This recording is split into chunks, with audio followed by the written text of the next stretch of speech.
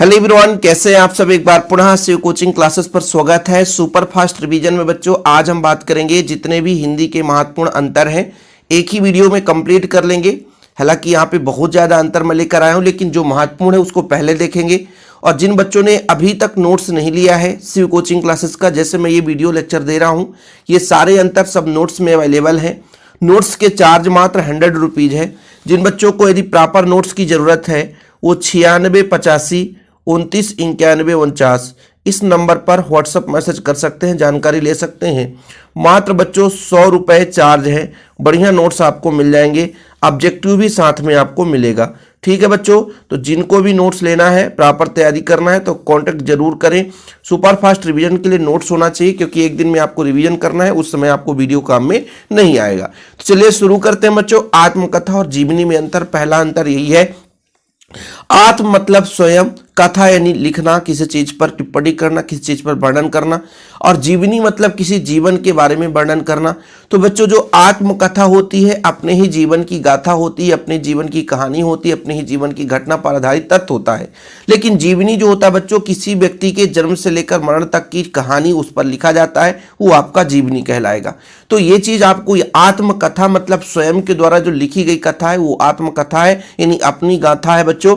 लेकिन जीवनी जो है किसी महान पुरुष के बारे में जीवन की गाथा होती है। जो आत्मकथा है व्यक्ति स्वयं के बारे में लिखता है, जो जीवनी है बच्चों वो अपने स्वयं के बारे में नहीं बल्कि दूसरे व्यक्ति के बारे में लिखता है।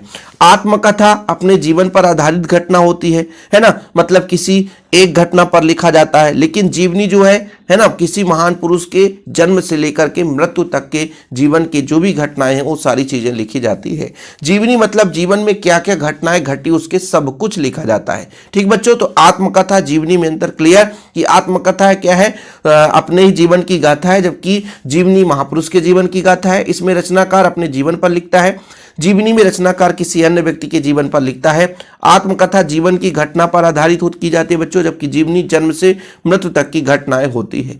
चीजें क्लियर बच्चों, अंतर आपसे बन जाएगा, कोई दिक्कत तो नहीं है। चलिए नाटक और एकांकी में अंतर देखते हैं।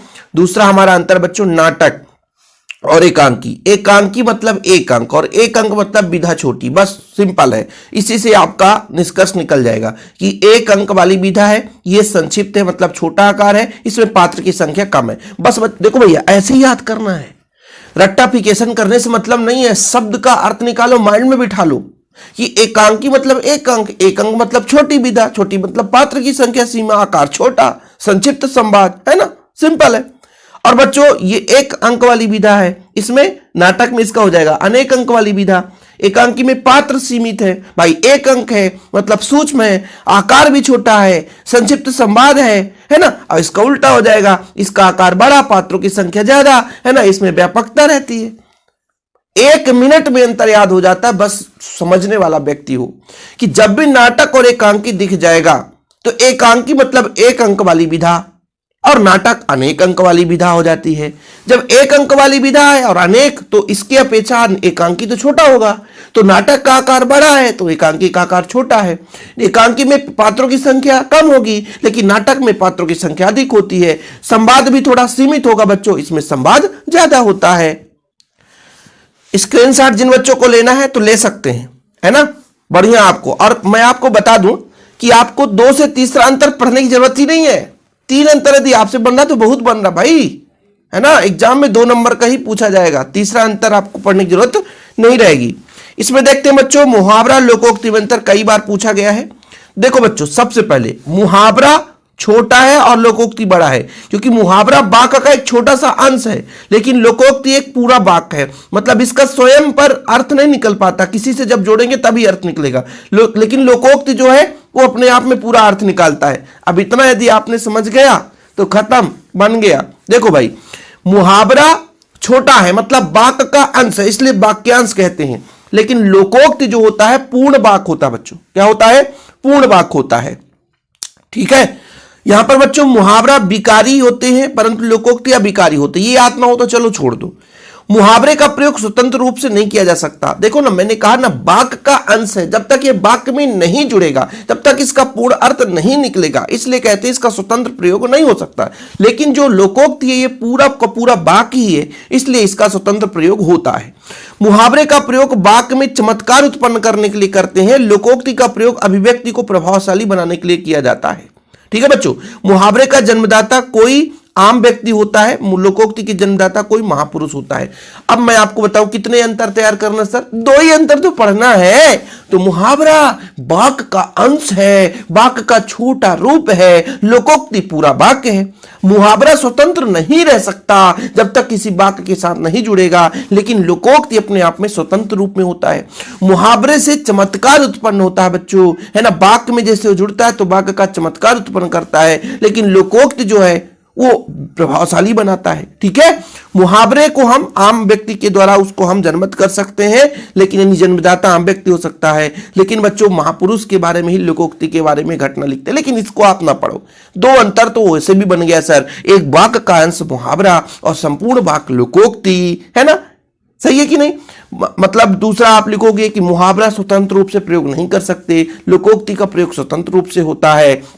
मुहावरे के प्रयोग से वाक्य में चमत्कार उत्पन्न हो जाता है ना, चमत्कार। ठीक है, या आप कह सकते हो बच्चों एक मतलब जो सब वाक्य है उसका सौंदर्य हो जाता है, मतलब सुंदरता बढ़ जाती है। लोकोक्ति का प्रयोग अभिव्यक्ति को प्रभावशाली बनाने के लिए, है ना। चलिए, तो आपके पास कितने अंतर, 2 अंतर याद होने चाहिए। आगे चलते हैं, आपका राष्ट्रभाषा और राजभाषा। देखो बच्चों, राष्ट्रभाषा जो होता है वो संविधान द्वारा स्वीकृत पूरे देश के लिए बोली जाने वाली भाषा होती है, राष्ट्रभाषा, है ना। लेकिन जो राजभाषा बच्चों, इसको हम सरकारी कामकाज के लिए करते हैं। इसका क्षेत्र व्यापक होता है, राजभाषा का थोड़ा सा क्षेत्र सीमित होता है। अन्य देशों में यह अन्य देशों से संपर्क स्थापित करता है, यह अन्य राज्यों से संपर्क स्थापित करता है। मतलब जैसे जो राष्ट्रभाषा होता है, हम दूसरे देश से जो संपर्क करते हैं अपने राष्ट्रभाषा के आधार पर करते हैं, लेकिन राजभाषा बच्चों अपने देश के अंदर ही भाषाओं का विनिमय है। ठीक है, तो पहला तो अंतर ये होगा कि राष्ट्रभाषा पूरे राष्ट्र की संपूर्ण भाषा को राष्ट्रभाषा कहते हैं, संविधान द्वारा जो स्वीकृत किया जाता है। और बच्चों जो सरकारी कामकाज के लिए करते हैं उसका हम राजभाषा, उसको राजभाषा कहते हैं। इसका क्षेत्र थोड़ा व्यापक होता है, इसका क्षेत्र सीमित होता है। ठीक है, ये आपको 2 अंतर तैयार कर लेना है बच्चों, जो काफी महत्वपूर्ण है, उनकी मैं बात करता हूं। देखो भाई, रहस्यवाद और छायावाद में अंतर बहुत कम पूछा गया है।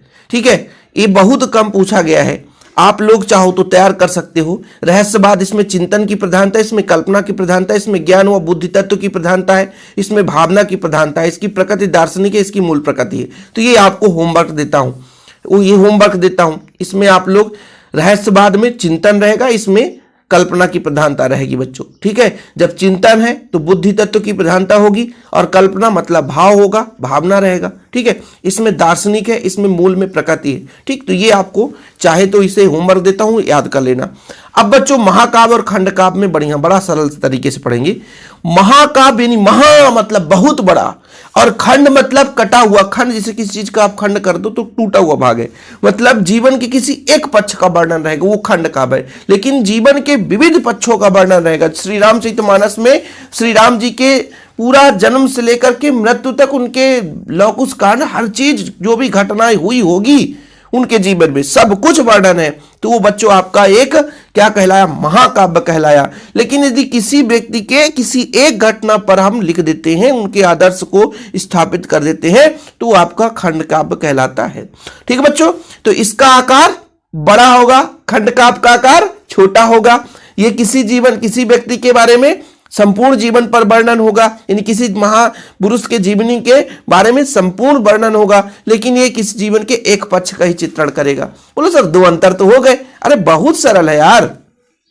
महाकाव्य में जीवनी के विविध पक्षों का चित्रण होता है, खंड काव्य में जीवन के एक पक्ष का चित्रण होता है। इसमें अनेक जीवन आदर्शों की स्थापना होती है, इसमें एक जीवन आदर्शों। अनेक जीवन आदर्श का मतलब जैसे रामचरितमानस पढ़ते हो जब, तो श्री राम जी के साथ साथ जैसे लक्ष्मण जी की, भरत जी की, सीता जी की, राजा दशरथ, जनक, हनुमान, सबके जीवन के बारे में बढ़िया सौंदर्य से स्थापित होता है। लेकिन खंड काव्य में ऐसा नहीं रहता। इसमें अनेक घटनाओं पर आधारित होती है। जीवन में जो जो घटना है उनके वो सब कुछ समारोहित रहता है बच्चों। इसमें एक ही घटना पर आधारित रहता है। इसमें अनेक रस छंद का प्रयोग होता है। इसमें एक रस और एक छंद का, इसका आकार विशाल है, इसका आकार लघु है। बताओ किस बच्चे से 3 अंतर नहीं बनेगा यार। जो चैनल पे पहली बार आया है वो थोड़ा सा, है ना, चैनल को सब्सक्राइब नहीं कर रहा है यार, प्लीज चैनल को सब्सक्राइब कर लो। जिन बच्चों को हिंदी का नोट्स लेना है तो नोट्स जरूर ले लेना। मात्र 100 रुपए की बात है भाई, चाउमीन खा के आ जाओगे 2 दोस्त, लेकिन हिंदी का नोट्स ले लोगे भैया, बेहतरीन तैयारी करोगे, याद रखोगे कि हाँ यार बढ़िया नोट्स था। प्रबंध काव्य मुक्तक काव्य में अंतर। प्रबंध काव्य थोड़ा सा विस्तृत है बच्चों, है ना। मुक्तक काव्य का विषय केवल एक भाव पर होता है। प्रबंध काव्य अनेक छंद की प्रधानता होती है, इसमें एक छंद की प्रधानता होती है। प्रबंध काव्य में अनेक रस होते हैं, इसमें एक रस होते हैं बच्चों। प्रबंध काव्य में अनेक सर्ग होते हैं, है ना। मुक्तक काव्य 2 पंक्ति वाला एक ही छंद हो सकता है। तो बच्चों यहां पर आपको थोड़ा सा 1-2 अंतर कैसे याद करना है। प्रबंध काव्य का आकार बड़ा होता है, मुक्तक काव्य का आकार छोटा होता है। ऐसे तरीके से दिमाग लगाना है। जब इसमें प्रबंध काव्य का आकार बड़ा है तो मतलब इसका जो कथा है वो विस्तृत होगी, लेकिन बच्चों इसमें केवल एक ही विषय पर, एक ही भाव पर उल्लेख होता है, तो ये आपका थोड़ा सा छोटा होगा। प्रबंध काव्य में बच्चों, है ना, अनेक छंद का प्रयोग होता है, बहुत सारे छंदों का प्रयोग रहता है। लेकिन मुक्तक काव्य में ऐसा नहीं है, विशेष पर्टिकुलर किसी एक छंद का प्रयोग करते हैं। इसमें अनेक रस होते हैं, इसमें एक ही रस होते हैं। तो कितने अंतर? 3 अंतर। इसमें अनेक सर्ग होते हैं बच्चों, इसमें अनेक सर्ग नहीं होते हैं। उदाहरण में एक एक उदाहरण जरूर लिख लेना। प्रबंध काव्य का रामचरितमानस, और बच्चों ये आपका खंड, जैसे प्रबंध काव्य का महाकाव्य होता है ना, तो ये रामचरितमानस है ना, और मुक्तक काव्य में बिहारी सतसई। तो एक एक उदाहरण तैयार कर लेना। 2-2 अंतर, ज्यादा मैं फोकस नहीं कर रहा हूं क्योंकि 2 अंतर ही आपको तैयार करना है। संचारी भाव मतलब जैसे आप किसी काव्य को पढ़ रहे हो बच्चों, तो अल्प समय के लिए मन में संचरित हुआ भाव और वो खत्म हो गया, संचारी भाव हो गया, है ना। लेकिन स्थायी भाव, जैसे मान लीजिए किसी आप एक्सीडेंटल घटना को देख लो तो अंदर में क्रोध आ जाता है, और क्रोध क्या हो जाए? स्थायी हो गया, है ना। क्रोध क्या हो गया? स्थायी हो गया। वो कई मतलब घंटों तक, कई दिनों तक वो मन में बैठ जाता है। आपके परिवार में कोई यदि अच्छा व्यक्ति, है ना, चला जाए जीवन से, तो आपको हमेशा के लिए वो क्रोध बन जाता है। जैसे आपके दादा दादी यदि मान लीजिए हैं या नहीं है, यदि परिवार में कोई भी घटना हो सकता है, हमारे जैसे दादा दादी गए तो वो जीवन में वो दुख कभी नहीं खत्म हो सकता। तो वो स्थायी भाव, अंदर हमारे शरीर में वो क्रोध मतलब दुख आ गया, है ना, तो वो दुख अंदर बना ही रहेगा। यदि किसी से लड़ाई हो गया, क्रोध हो गया भयंकर, तो वो क्रोध बना ही रहेगा। यदि किसी से प्रेम हो गया तो फिर अंदर श्रृंगार रस की प्रधानता बनी रहेगी। तो जब कोई भाव शरीर के अंदर स्थायी रूप से विद्यमान हो जाती है तो स्थायी भाव होता है। लेकिन जब मन में कुछ भाव ऐसे आते हैं जो अल्प समय के लिए आते हैं और संचरित होकर के चले जाते हैं, तो वो आपका बच्चों संचारी भाव कहलाता है। ठीक है, संचारी भाव की संख्या 33 है, इसके भाव की संख्या 10 है। बस 2 ही अंतर याद करना है, ज्यादा मैं आपको नहीं कहूंगा बच्चों। आप लोगों को यदि लगे कि ये स्क्रीनशॉट लेना चाहिए तो स्क्रीनशॉट जरूर ले लिया करें, क्योंकि एकदम संकलित करके लाया हूं और आपको कहीं भी ऐसा नहीं मिलेगा एक साथ। बढ़िया मेरे नोट्स में सब कुछ रहता है। ठीक है, तो स्थायी भाव की संख्या 33, संचारी भाव की संख्या कितनी बच्चों? 33, स्थायी भाव की संख्या 10। एक रस में कई संचारी भाव होते हैं, लेकिन एक रस में एक ही स्थायी भाव होता है। जैसे 10 रस है तो 10 ही स्थायी भाव बच्चों, ये स्थायी भाव के अंग है ना। जबकि स्थायी भाव जो होता है बच्चों, ये संचारी भाव के अंग नहीं हो सकते। ये आते जाते रहते हैं, अल्प समय के लिए आते चले जाते हैं, लेकिन ये स्थायी रूप से विद्यमान हो जाता है। बोले सर ये बहुत बढ़िया है यार, याद हो गया, कोई दिक्कत ही नहीं है ना। चलिए, इसमें से आपको बच्चों विभाव अनुभाव थोड़ा सा देख लेना है। विभाव अनुभाव उतना महत्वपूर्ण नहीं, लेकिन वर्णिक छंद मात्रिक छंद बहुत महत्वपूर्ण है। ठीक है, तो थोड़ा सा आप लोग विभाव अनुभाव देख लो। कभी कभार 2 नंबर की बात हो जाती आ जाता है। स्थायी भाव को जागरण करने के सहयोग देने वाले कारण को हम क्या बोलते हैं बच्चों? विभाव कहते हैं। लेकिन आश्रय की चेष्टाएं ही अनुभाव कहलाती है। देखिए, एक एक नंबर में इसकी परिभाषा पूछ दी जाती है। अंतर के साथ साथ आपका एक नंबर भी तैयार हो जाता है। विभाव किसे कहते हैं? विभाव किसे कहते हैं बच्चों? जो स्थायी भाव होते हैं उनको जागरण करना है, उनको सहयोग करना है। इसके मतलब इसके 3 प्रकार हो, आश्रय, आलंबन, उद्दीपन, है ना। लेकिन इसके बच्चों अनुभव के कायिक अनुभव, सात्विक अनुभव। अरे एक चीज और है भैया, अनुभव की कहीं कहीं 4 प्रकार भी देखने को मिल जाता है, 2 प्रकार भी। आप जैसे अनुभव के प्रकार लिख दो, जैसे विभाव में आप प्रकार लिखोगे आश्रय, आलंबन, उद्दीपन, तो अनुभव में आप लिख देना कायिक अनुभव, सात्विक अनुभव, है ना, वाचिक अनुभव, ऐसे 4-5 और मिल जाएंगे, गूगल में सर्च करोगे 7-8 मिल जाते हैं। तो विभाव आप लोग ये समझोगे कि स्थायी भाव को जो उद्दीप्त करते हैं, स्थायी भाव को जो सहयोग करते हैं, स्थायी भाव को जो बल देते हैं, वो विभाव कहलाते हैं। लेकिन आश्रय की चेष्टाएं, जो चेष्टा होती है, वो अनुभव कहलाता है बच्चों। ठीक है, एक एक नंबर वाला क्वेश्चन पूछा जा सकता है ना, ये आप तैयार कर लेना। वर्णिक छंद मतलब जिसकी गणना हम वर्णों के आधार पर करते हैं वो वर्णिक छंद कहलाता है, और जिसकी गणना हम मात्राओं के आधार पर करते हैं बच्चों, यानी कोई भी काव्य रचना करते हैं तो मात्राओं के आधार पर उसकी गणना की जाती है, तो आपका मात्रिक छंद, और वर्णों के आधार पर जो करते हैं बच्चों तो वर्णिक छंद। बिल्कुल एक एक मिनट में अंतर याद हो गया। जिन छंदों की रचना वर्णों की गिनती के आधार पर होती है वर्णिक छंद, जिन छंदों की रचना मात्राओं के आधार पर होती है बच्चों मात्रिक छंद। एग्जाम्पल में मालिनी, शिखरणी, सवैया आदि ये क्या बच्चों वर्णिक छंद है। दोहा, सोरठा, रोला, चौपाई। दोहा, सोरठा, रोला। दोहा का उल्टा सोरठा है, ये कई बार ऑब्जेक्टिव में पूछा गया है। सोरठा का उल्टा दोहा है, दोहा का उल्टा सोरठा है। ठीक है, चौपाई में कितने कितने मात्रा होते हैं ये चीज पूछा गया है, तो आप लोग तैयार जरूर कर लेना। ठीक है बच्चों, कोई दिक्कत? चलिए आगे चलते हैं। दृश्य काव्य और श्रव्य काव्य। दृश्य काव्य का मतलब जिसे हम देख सकते हैं, अभिनय देख करके सुन करके करते हैं, लेकिन श्रव्य काव्य मतलब केवल और केवल सुन करके, है ना। देखो भाई, दृश्य काव्य में अभिनय देखकर रस की अनुभूति होती है, मतलब आनंद प्राप्त करते हैं, लेकिन श्रव्य काव्य को पढ़कर या सुनकर ही रस प्राप्त कर सकते, देख नहीं सकते। इसमें नाटक, गीत, नाट्य एवं एकांकी आते हैं, इसमें सभी प्रकार की रचनाएं आती हैं। भाई किसी रचना को, नाटक की रचना है, उसको यदि हम पढ़ लें, किताब में लिखा हुआ है, तो भाई उसको हम पढ़ सकते हैं कि नहीं? बिल्कुल पढ़ सकते हैं सर, है ना। लेकिन एक चीज ये भी है ना यार, कि वो उसको श्रव्य काव्य के अंतर्गत कब करेंगे? जब वो उसका अभिनय किया जाएगा, रंगमंच में उसको प्रस्तुत किया जाएगा, तभी हम उसको देख सकते हैं, उसका अभिनय, और उसके रस का अनुभूति कर सकते हैं। तो दृश्य काव्य का सिंपल है कि ऐसे काव्य जिसका आनंद हम देख करके, है ना, रस का अनुभव करते हैं, वो आपका श्रव्य काव्य कहलाता है, दृश्य काव्य सॉरी।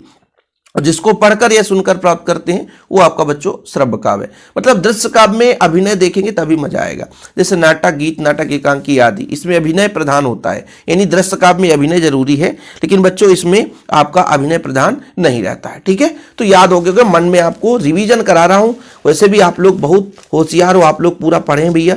चलिए इसके बाद हम बात करते हैं बोली और भाषा में अंतर। बोली का आकार छोटा है, एक छोटे से क्षेत्र में बोला जाता है बच्चों, बोली है। भाषा जब इसका आकार बड़ा हो जाता है, विस्तृत हो जाता है, तो भाषा विस्तृत हो जाता है बच्चों, बड़ा आकार ले लेता है। बोली की कोई साहित्य नहीं रहती है, लेकिन भाषा साहित्य होती है। जैसे मालवी, निवाड़ी ये बोली है, बुंदेलखंडी, बघेली ये बोली है बच्चों, लेकिन वहीं पर जब हिंदी की बात करते हैं तो हिंदी एक हमारा भाषा बन गया, है ना, अंग्रेजी हमारा एक भाषा बन गया, संस्कृत हमारा एक भाषा बन गया, उसमें साहित्य भी होता है बच्चों। ठीक है, तो इसकी मात्रा मतलब बहुत विस्तृत होता है बच्चों इसका आकार, लेकिन इसमें आकार इसका छोटा होता है। तो बताओ किसी से याद हुआ कि नहीं बोली और भाषा में अंतर?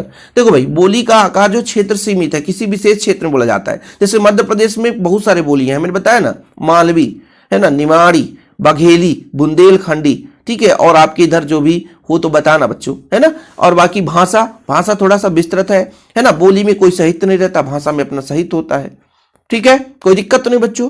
बोली जो है भाषा में समाहित नहीं हो सकती। देखो बोली में भाषा, अच्छा ये बोला गया है बोली का बड़ा रूप भाषा है, तो बोली भाषा में जा सकता है, लेकिन भाषा बोली में नहीं आ सकता है। भाषा के अंतर्गत कई बोलियां बोली जाती हैं, जैसे हमारे मान लीजिए मध्य प्रदेश की राजभाषा हिंदी है, माना की, तो हिंदी के अंदर बहुत सारे, हम जैसे आपको पढ़ा रहे हैं तो शुद्ध हिंदी में पढ़ा रहे हैं, लेकिन हमारी बोली अलग है। हम बुंदेलखंड के अंतर्गत आते हैं, बघेल के अंतर्गत, बघेलखंड, तो बघेलखंड के अंतर्गत आता है तो बघेली बोलते हैं, सही है कि नहीं? ठीक है बच्चों, तो बोली जो है आकार में छोटा है, भाषा आकार में बड़ा है, विस्तृत है, इसमें अपना साहित्य नहीं होता, इसमें अपना साहित्य होता है। दो यदि बढ़िया तैयार कर लिए एग्जाम्पल के तौर पे, जैसे मान लीजिए बघेली, बुंदेलखंडी ये आपके बोली है, लेकिन भाषा हिंदी क्या है? हिंदी, संस्कृत, इंग्लिश ये भाषा है बच्चों। भाषा और विभाषा, देखो भाषा किसी विभाषा का अनेक विभाषाओं का विकसित रूप है। अब जैसे बोली से थोड़ा सा आकार बड़ा है, जैसे मान लीजिए बोली और भाषा आपसे बन रहा है ना, बोली और भाषा, तो आपसे विभाषा और भाषा बन जाएगा। बोली के स्थान पर विभाषा लिख दो बस, बाकी वही है बच्चों कि विभाषा किसी बोली या कई एक बोलियों का विकसित रूप है। जैसे ही बोली का बड़ा रूप देखते तो विभाषा कहलाता है, और विभाषा को हम मिला देते तो भाषा बन जाता है। विभाषा बच्चों, विभाषा का क्षेत्र भाषा के क्षेत्र की तुलना में सीमित है, आकार छोटा होगा, क्षेत्र भी सीमित होगा। विभाषा बच्चों, विभाषा का जो बड़ा आकार है वो भाषा बनाता है, तो भाषा का क्षेत्र तो विभाषा से बड़ा ही होगा, सिंपल है। राजकाज एवं शासन की भाषा नहीं हो सकती है विभाषा, न बोली की न विभाषा की, इसकी राजकाज कामकाज नहीं हो सकता, लेकिन भाषा का होता बच्चों। ठीक है, राजकाज शासन में जो प्रयुक्त भाषा है वो आपका है ना बड़े क्षेत्र में होता है, और जो भाषा है जैसे हिंदी है उसको राजकाज में शासन के विषय में इसका हम प्रयोग कर सकते हैं। ठीक है बच्चों, विभाषा में साहित्य की विभिन्न विधाओं में समुचित विकास नहीं होता है, लेकिन इसमें साहित्य की विकास होता है। बताया ना यार, बताया ना कि विभाषा की जगह बोली लिख दो, खत्म। कि बोली का परिष्कृत रूप, बोली का विकसित रूप ही विभाषा कहलाता है। लेकिन विभाषाओं का अनेक तरीके से, मतलब एक तरीके से विस्तृत यदि कह सकते हैं कि जैसे बोली का विस्तृत रूप विभाषा है, विभाषा का विस्तृत रूप भाषा है बच्चों, है ना। विभाषा में साहित्य नहीं होता, भाषा में साहित्य होता। विभाषा का प्रयोग सरकारी कामकाज के लिए नहीं होता, भाषा का प्रयोग सरकारी कामकाज के लिए होता है। बस, ज्यादा ही नहीं है ना। तो कुछ है ही नहीं भाई, जिनको नोट्स लेना, नोट्स में सारा चीज है। अरे अरे अरे अरे अरे, बोली और राजभाषा। अब बोलो सर, छोटे से घर में बोले जाने वाली, छोटे से क्षेत्र में बोले जाने बोली है, और राजभाषा का प्रयोग संपूर्ण राज्य में होता है। इसमें लिखित रूप में नहीं होता, कोई लिखित नहीं, संस्कृत साहित्य नहीं होते बच्चों, लेकिन इसमें लिखित रूप में प्रचुरता रहता है, लिखित प्रयोग किया जाता है। इसका सरकारी कामकाज के लिए प्रयोग नहीं होता, राजभाषा का सरकारी कामकाज के लिए प्रयोग करता है। बस खत्म, हम ज्यादा समय नहीं लेंगे भाई। मातृभाषा, राष्ट्रभाषा। मातृभाषा मतलब क्या होता बच्चों? जो घर में हम सीखते हैं, है ना, प्रारंभिक जो शिक्षा होती है वो मातृभाषा से होती है। मातृभाषा किसी व्यक्ति के जन्म स्थान की भाषा है, मतलब जहां हम जन्म लेते हैं, जो हम प्रारंभ में सीखते हैं वही मातृभाषा है। लेकिन राष्ट्रभाषा बच्चों संपूर्ण राष्ट्र की भाषा है ना। इसका आकार छोटा होता है, इसका आकार बड़ा होता है। इसमें आपका बच्चों मातृभाषा की लिपि भिन्न हो सकती है, लेकिन इसकी लिपि निश्चित रहती है। ठीक है, ये आपके संविधान में ये भाषा प्रयोग नहीं होता, लेकिन संविधान में अदालत में लिखित भाषा बच्चों। ठीक, चलो सुपर फास्ट। अब इसके बाद दो अंतर और रह गए थे प्रारंभ में, जिसे हमने छोड़ा था। ठीक है बच्चों, बाकी आप लोगों के पूरे हो चुके हैं। नोट्स जरूर ले लेना भाई। हाँ, संस्मरण रेखा चित्र में अंतर दे। चलो भाई, रेखा चित्र मतलब जैसे मान लीजिए कोई रचना है, उसको आप पढ़ो तो सीधा चित्र सा आपके मन में आ जाए, तो रेखा चित्र कहलाता है। ठीक है, संस्मरण किसी घटना पर आधारित होता है, रेखा चित्र किसी व्यक्ति पर आधारित होता है बच्चों। संस्मरण कोई घटना है और रेखा चित्र किसी व्यक्ति पर आधारित है। संस्मरण की शैली वर्णनात्मक और विवरणात्मक रहता है, वर्णन होता है ज्यादा और विवरण भी रहता है बच्चों। लेकिन रेखा चित्र में देखो, रेखा चित्र की शैली चित्रात्मक ही होती है।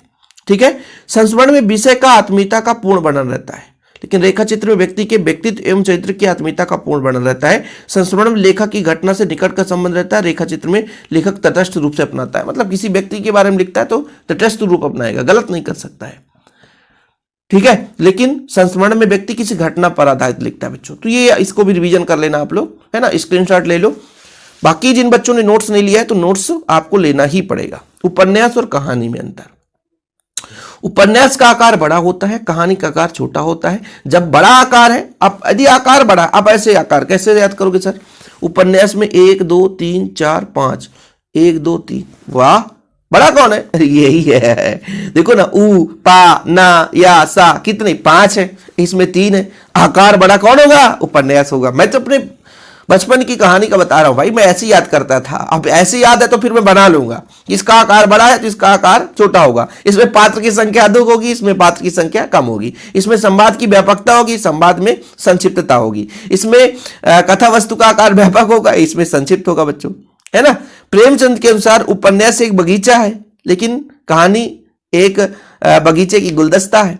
ठीक है बच्चों, कहानी इस बगीचे की गुलदस्ता है। इसको कई बार पूछा गया है।